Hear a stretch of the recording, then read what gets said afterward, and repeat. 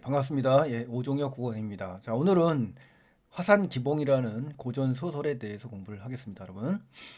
자, 첫 번째 부분에서는요, 계모 장씨가 측근들과 이성에게 해악을 끼치려고 한다라고 이제 정리를 해봤습니다. 자, 계모 장씨가 나옵니다.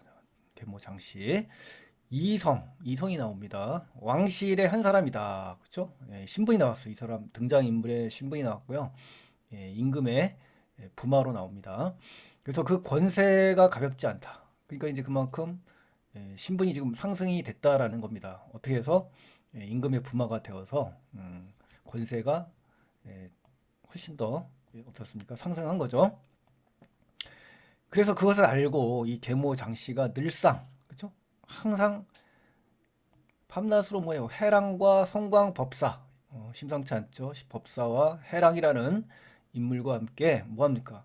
의논하는 겁니다. 의논하였다 이렇게 되죠. 계모 장씨가 부정적인 사람이라는 것이 이제 금방 드러나는 겁니다. 그래서 이제 계모 장씨와 이성이 외적 갈등이 지금 드러난 거고요. 암중모색이라는 한자 성어를 써놨는데요. 은밀한 가운데 이제 어떤 해결책을 찾아 나가려는 계모 장씨의 입장에서 적어봤습니다. 장씨의 친아들이 사실은 뒤에 나오면 이무란 사람이 나옵니다. 이무. 그래서 이성의 그 동생입니다. 그리고 이복 동생이 되는 거죠. 그래서 이성이 훨씬 더 어떻습니까? 힘이 세지죠. 권위가 세지고 권력이 세지고 신분이 상승하다 보니까 거기에 대한 경계심이 지금 드러났다. 그것이 바로 고민이다라고 이야기할 수가 있습니다. 그러던 창에 암중모색하던 중에 이성과 화양공주가 이제 부부예요, 부부. 화목하지 않은 걸 알아채버렸어요. 눈치를 챈 거예요, 해랑이라는 사람이. 이런 걸로 볼 때 굉장히 어떻습니까? 해랑이 이승 부부가 이 두 사람이 불협화음, 갈등, 그쵸? 화합하지 못하는 그 상태에서 그 흠을 이용하려고 하는 해랑의 이 간교함이 좀 드러난 겁니다. 그래서 해랑의 성격은 굉장히 교묘한 인물이라고 볼 수가 있고요. 권모술수라든가 눈치가 빠르다라고 제가 이제 판단을 해봤습니다. 그리고 민첩성과 분별력, 뭐 센스가 있는 나름대로 그러한 성격을 가지지 않았나 이렇게 정리를 해봤습니다. 그리고 또 우리가 여기 보시면은 이시목청이라고 그러죠. 이게 귀로 보고 눈으로 듣다. 눈치가 빠르다는 얘기입니다. 눈치가 참새 방앗간 찾기다. 그럼 이 해랑의 인물의 이러한 그 태도를 볼 때 충분히 연결 지을 수 있다는 얘기죠. 그리고 위협적인 수단을 사용하지 않으면서도 교묘하고 부드러운 방식으로 접근하려는 해랑의 접근 방식, 그죠? 이러한 계략의 특성도 알아두시면 좋겠고요. 반드시 약점이 있게 마련이다. 그러니까 성벽에 아주 튼튼한 벽이라도 틈이 있으면 틈이 있게 마련인데 사람도 그렇다는 거죠. 그래서 그러한 것을 파고드는 해랑의 이런 계획교술, 요거를 우리가 공부할 수 있어야 됩니다. 이러한 기회는 두 번 다시 오지 않습니다. 천재 이루라고 하죠. 우리가 천년 만에 한 번 오는 기회, 아주 좋은 기회다라고 이야기를 한 겁니다. 그래서 부인께서 자 이렇게 해서 이름이 계모 장씨가 이제 부인으로 나오는 거예요. 뜻을 이루실 때입니다. 이 뜻은 뭐겠어요? 이성에게 해악을 끼치려는 거죠. 그렇죠? 그래서 부추기는 제안하는 말하기를 지금 제자는 이제 이렇게 씁니다. 제안하는 말하기. 자, 그래서 무슨 말이냐? 구체적인 계층이 무엇인지 굉장히 궁금하겠죠. 그렇죠? 해랑이 헤헤헤 웃으며 이러한 그 인물의 특성, 웃는다는 얘기는 입을 조금 벌리고 속절없이 이제 웃는 이런 가벼운 인물, 그렇죠? 이러한 특성을 우리가 알 수가 있습니다. 가볍고 굉장히 주책 없는, 그렇죠? 이런 면에서는 굉장히 신중하지 못한 그런 사람으로 좀 비춰지네요. 이렇게 저렇게 하면 그러니까 구체적인 계획책의 내용을 좀 이야기하는 거고요. 해악 끼칠 계교를 얘기하는 겁니다. 특히 독자의 궁금증도 자극하게 되고 신광법사가 부전신술을 쓰게 되면서 이성으로 위장해서 화양을 죽여서 이성을 살인 누명을 씌우려는 그런 의도라고 뒤에서 나오니까 미리 써봤습니다. 묘하지 않겠습니까? 묘책이지 않습니까? 뭐 이런 이야기를 한 거죠. 장씨가 이 잠시 동안 생각하더니 말하였다. 이제 나름대로 판단을 하겠죠. 그렇죠? 그러면서 이는 정말 중요한 문제다. 그래서 다른 꾀를 좀 생각해봐라. 그렇죠? 뭔가 이러한 내용이 드러나 있지 않습니다만 제가 적어서 알겠습니다만은 뭔가 그 장씨 입장에서는 어떻습니까? 굉장히 어려움이 많겠다. 그러니까 중요한 일이니까 실수할 확률도 많고 뭐 여러 가지 문제가 있다라는 얘기를 나름대로 한 것 같아요. 그래서 다른 묘책이 있느냐라고 이제 지시를 내린 겁니다. 그래서 장씨의 이 신중한 성격과 또 또 조심스러운 성격이라는 걸 알 수가 있습니다. 그래서 간접제시죠. 이런 대사를 통해서 인물의 성격을 알 수 있다. 간접제시입니다. 그래서 이 주도 면밀한 측면도 이제 보이는 겁니다. 간악하면서요. 해랑이 신강법사를 돌아보며 말하였다. 부인께서 이처럼 약하시니 이렇게 물러 터졌다 이거죠. 굳지 못하고 굉장히 여리시니 어떻게 소원을 이루겠습니까? 그러니까 이제 이성을 해칠 계교를 얘기하는 거겠죠. 그래서 해랑이 부인의 의지가 약하다고 이제 하면서 과감하지 않음을 판단하고 다른 인물에게 대묻는 말하기 방식을 지금 취하고 있다. 이렇게 정리하시면 되겠네요. 신강법사가 말했다. 이때가 정말 좋으니 부인은 의심하거나 걱정하지 마십시오. 라고 하면서 이 때가 있다라고 이야기하죠. 어떤 때냐? 뭐 뒤에 나옵니다만 신강법사가 윗사람에게 이성을 해칠 절묘한 타이밍이 있다라고 안심시키는 말하기 방식을 하고 있다. 이렇게 정리를 했습니다. 그리고는 은밀하게 계교를 행하였다. 그렇죠?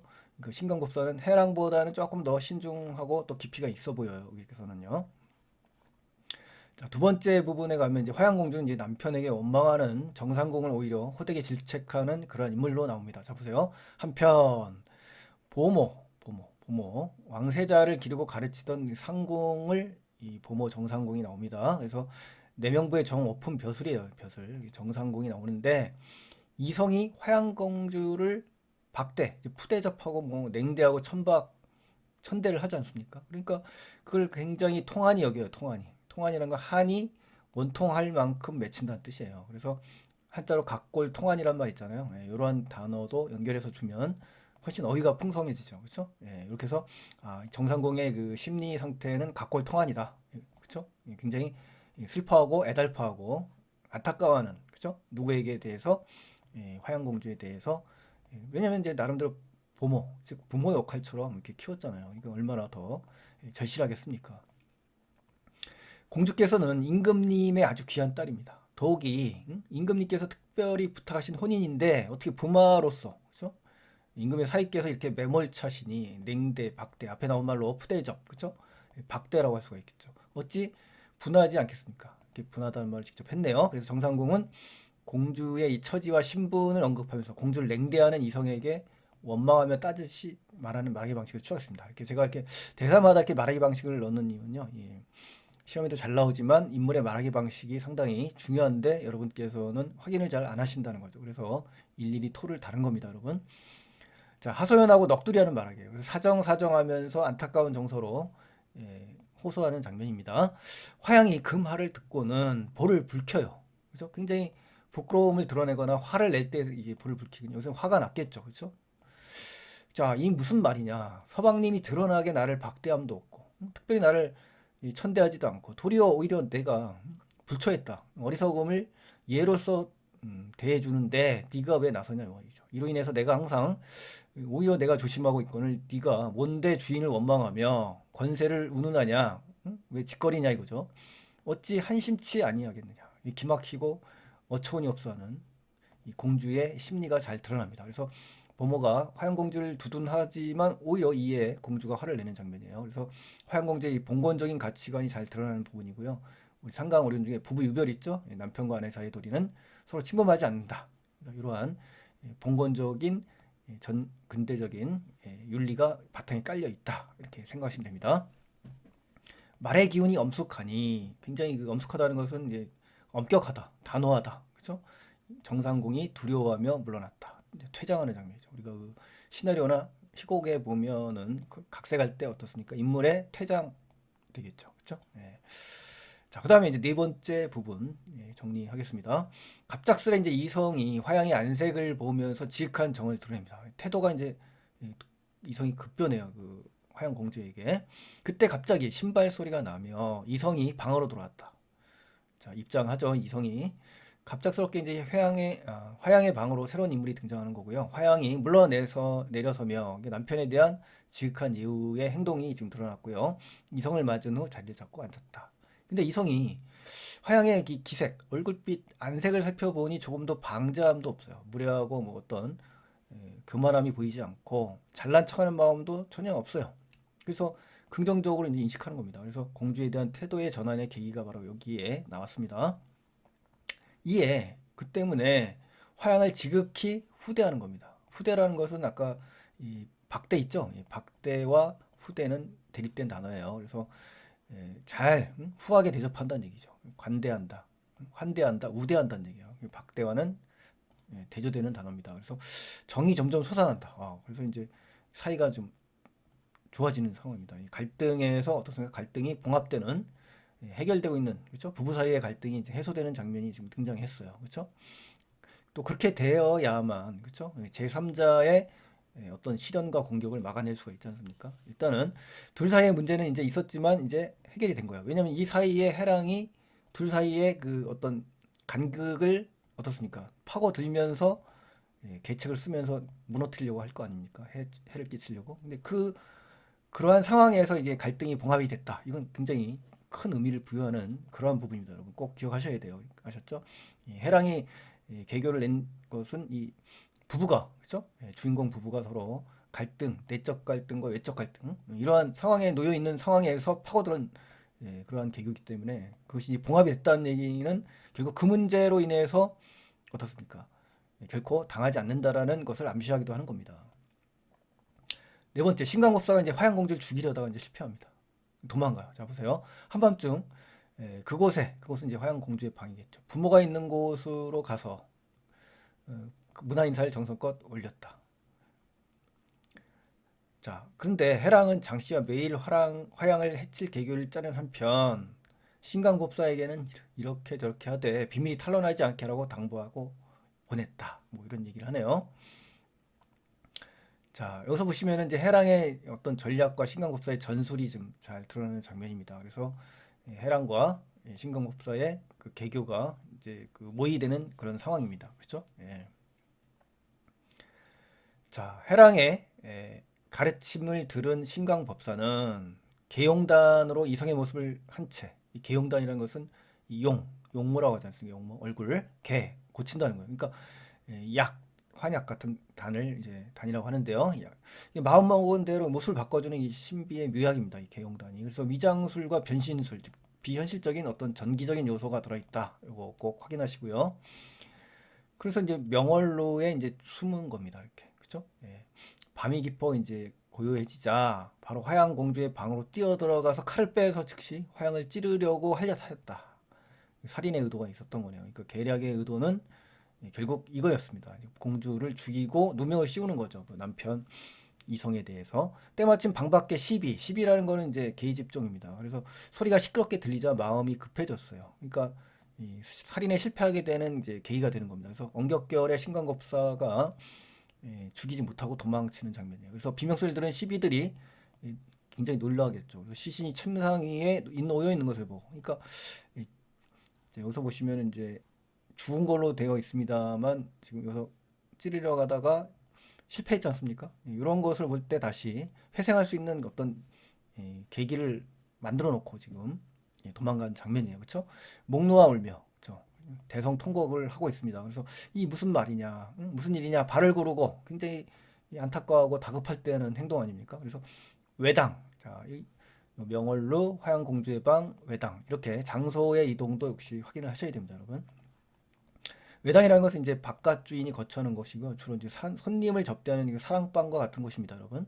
객당이라고도 하고 사랑이라고도 합니다. 그래서 사실을 알려서 이거 누구겠습니까? 여기 나오는 이성의 아버지겠죠, 그렇죠? 우왕좌왕 갈팡질팡하였다. 이성이 미쳐 나오지 못한 사이에 이영준이 이성을 급히 불렀다. 이영준은 누구겠어요? 바로 이성의 아버지가 되겠죠, 그렇죠? 자, 그다음에 다섯 번째 이영준은 이제 이성을 살인 현장에 보내 아들이 진범인지를 확인하려고 해요. 자, 그래서 이성이 나와 보니 명월로에서 이제 울음소리가 진동한 거죠. 그래서 시비들은 급히 뜻하지 않은 재앙이 화양의 몸에 미쳤다라고 전했어요. 결국 공주가 불의의 해악을 당해서 쓰러져 있다라는 얘기겠죠. 이성은 크게 놀라면서 대경이라고 해요. 대경. 얼굴빛을 태연히 그죠? 놀랄 수밖에 없겠죠. 그죠? 그렇지만 의젓하게 그죠? 평소와 다름없이 하였습니다. 그래서 이성이 대범하고 굉장히 침착하고 의연한 인물이라는 것을 우리가 여기서 간접 제시를 통해서 우리가 알 수가 있는 겁니다. 자, 그 다음에요. 보시면 이성이 화양을 찔렀다는 소식을 들은 누명을 쓴 겁니다. 이렇게 그렇죠? 이게 바로 계교였어요. 계교. 해랑의 계교. 그렇죠? 예. 이영주는 보자마자 어디에 있었는지 물었다. 이거 왜요? 아버지가 아들을 의심하는 거죠. 확인하려는 거겠죠. 현장 부재 증명을 해라 이거죠. 알리바이를 대라 이거예요. 그래서 이성이 정당했다. 정당이라는 것은요. 이 어떤 그 건물 중에 여러 건물이 있을 텐데 그 중에서 가장 중요한 집체, 즉 본전이라고 하고 안땅이라고도 합니다. 그래서 있었다고 이제 대답을 하자 알리바이를 이제 명확히 밝힌 거죠. 이영주는 장 씨를 의심하면서도 그렇죠? 예, 계모 장 씨를 의심하면서도 그런 걸 봐서 이제 이 아버지가 이성의 아버지도 총명하다는 걸 알 수가 있습니다. 또 여러 시녀들이 이성이 찔렀다고 하는 말을 듣고는 굉장히 그 위기에 빠졌네요. 이성이 계모의 장 씨의 계략에 빠진 거죠. 정신없이 이성과 함께 명월로로 갔다. 그러니까 아버지가 아들 용의자와 살인 현장에 검증하러 출동하는 경우가 되겠죠. 시비들이 울부짖으며 어찌할 바를 모르다가 이영준과 이성, 이 부자가 이걸 보고 놀랐겠죠, 당연히. 이영준이 휘장 밖에서 서서는 이성에게 들어가 버려요. 그러니까 아버지는 지금 들어간 게 아닙니다. 그렇죠? 휘장 밖이라는 거는 지금 방에 들어가지 않은 거라는 거. 그래서 화양은 침상 아래 거꾸러진 채 유혈이 낭자. 거의 죽은 걸로 이제 인식이 되겠죠. 그 모습이 매우 잔혹하였다. 그렇죠? 굉장히 끔찍하고 잔혹한 살인 현장이 되겠네요. 서술자의 개입이 이제 이렇게 적어봤습니다. 서술자의 개입. 왕실의 금지 오격. 그러니까 이제 금지 오격이라는 것은 이제 임금의 일족을 말하는 겁니다. 그래서 이렇게 변을 당했고 그 누명이 이성에게 미칠 수 있으니 어찌 멸문지화를 면할 수 있겠느냐. 그러니까 이제 가문이 작살난다는 거죠. 서술자의 개입이 두 번째 나왔습니다. 풍비박산이 나는 그러한 멸족지화의 그런 대재앙에 지금 처한 위기 일발, 그렇죠? 위기 일발이 되겠네요. 위기가 되는 증폭되는 그런 장면입니다. 위기 일발. 예. 자, 여섯 번째, 이성이 침착하게 공주를 침술로 살려냅니다. 굉장히 침착해요, 이성이. 그러니까 이름 자체도 이게 괜히 짓는 게 아닌가. 이성적인 사람이에요. 굉장히 논리적이고 합리적인 이성을 갖춘 사람이다. 이렇게 생각이 되네요. 그럼에도 이제 얼굴빛이 전혀 흔들리지 않아. 웬만하면 흔들리지 않아요, 이 이성은. 그래서 천천히 나아가 공주를 또 살폈다. 다른 사람 같으면 어때요? 평범한 사람들은 뭐 급하게 왔다 갔다 난리치고 뭐 호들갑을 뜨겠죠. 하지만 이성이 당황하지 않고 침착하게 담대한 성격을 갖고 있다는 걸 우리가 알 수가 있습니다. 또 두 눈이 감긴 채 두 뺨에는 혈기가 없고 손발은 얼음처럼 차가웠다. 뭐 거의 시신의 그런 상황에 지금 놓여 있는 겁니다. 살 방도가 전혀 없어 보였으나 비단 저고리를 걷고 자세히 보니 눈같이 흰 피부, 그렇죠? 아주 깨끗한 피부에 붉은 피가 가득하대. 색채 대비가 되겠네, 그렇죠? 약간의 생기가 있었다. 자, 바로 이것이 이제 살아날 수 있는 한 가닥 희망이 여기서 볼 수가 있는 겁니다. 그렇죠? 당황해서 그 법사가 어때요? 전곡을 찌르지 못한 거지 않습니까? 그러한 것이 이제 살 수 있는 그러한 계기가 됐다라고 볼 수가 있고요. 주머니에 침을 내어 기를 통하게 했다. 굉장히 침술로도 좀 잘 쓰는 그런 인물인 것 같아요. 이런 걸 볼 때 어떤 그 신이한 능력을 지닌 그런 인물이라고 볼 수가 있죠. 또 이성의 침법이 원래 나왔네요. 신이라는 말, 주인공의 신통한 능력이 지금 여기서 볼 수가 있고요. 얼마 지나지 않아 얼굴에 붉은빛이 통하고 생기가 돌았다. 살아났네요. 그래서 약을 먹여주자 잠시 후 화양이 숨을 쉬더니 소스라치게 놀라며 깨어났다. 그러니까 이성의 신이한 침술이 화양을 구한 겁니다. 그래서 이성이 공주를 살리는 과정을 지금 묘사한 거고요. 이로써 두 사람은 행복한 그런 시간을 갖겠죠. 그렇죠? 등장인물을 한번 여기서 정리해 볼게요. 첫 번째 이성은 여기서 서방님이라고도 하고 주인이란 말도 합니다. 화양공주는 이제 화양이라고도 하고요. 계모 장씨는 부인 장씨 나오고 해랑은 이무의 유모입니다. 유모예요, 유모. 뒤에 나옵니다. 또 신광법사 나오고요. 법모 정상공 나오고, 그렇죠? 부모 이성의 아버지, 어머니 나오고요. 그 다음에 시비들이 나오고 이영준은 이성의 아버지고 이무는 장씨의 친아들입니다, 여러분. 그래서 이렇게 해서 인물 정리를 좀 꼭 해주시고요. 중량에 가시면요, 누명을 쓰고 유배되었던 이성, 그렇죠? 결국은 이제 중략 전에 결국은 어떻게 됐어요? 누명을 써서 결국 개교에 당했네요, 그렇죠? 외적이 쳐들어오자 티벳, 당시 서번이라고 했는데 당나라 시대거든요. 이 당나라와 이 티벳은 항숙이었습니다. 우리 구운몽에도 나오죠, 그렇죠? 풀려나서 전장에서 활약하고 반역의 무리를 제압하는 과정에서 누명을 벗어요. 이성의 어떤 영웅적인 모습이 여기서 등장한다, 그렇죠? 영웅적인 모습이 이렇게. 그렇죠? 전쟁 영웅. 자, 일곱 번째, 장씨의 허물이 드러나자 이영준이 노발대발하는 장면이 나옵니다. 자, 보실까요? 그때 사신이 도착했다. 그래서 전갈이 와서 이영준이 괴이하게 여겨서 당에서 내려가서 임금의 교지를 받았어요. 근데 보니까 장 씨의 그 잘못된 것이 뭐 수두룩한 겁니다. 그래서 궁궐에서 자기 집에 어때요? 허물이 드러나니까 얼마나 창피하겠어요. 모든 관리에게 파다하게, 그렇죠? 자자하게 알려지니까 굉장히 부끄럽겠죠, 우리 이성이. 그래서 장 씨의 심술에 굉장히 분통을 터뜨리는 장면이 되는 겁니다, 여러분. 당연히 임금의 부마니까 임금의 그 가족이지 않습니까? 그 그쵸? 부인이. 그러니까 당연히 예, 나라에 그쵸? 예, 영향을 끼치는 겁니다. 이런 부분에서 이에 노비를 호령해서 장 씨를 모시던 시녀, 그다음에 유모, 해랑을 잡아들인 겁니다. 그러니까, 그쵸? 이 시녀와 유모를 지금 잡아들인 거예요. 그러면서 이제 해랑이 비록 크게 간악하지만 일이 이 지경에 이르렀으니 어찌 속일 수가 있겠느냐. 솔자의 개입 세 번째, 그렇죠? 이미 엎질러진 물이다. 그래서 할 수 없이 자백을 해야겠구나. 뭐 이런 얘기겠죠.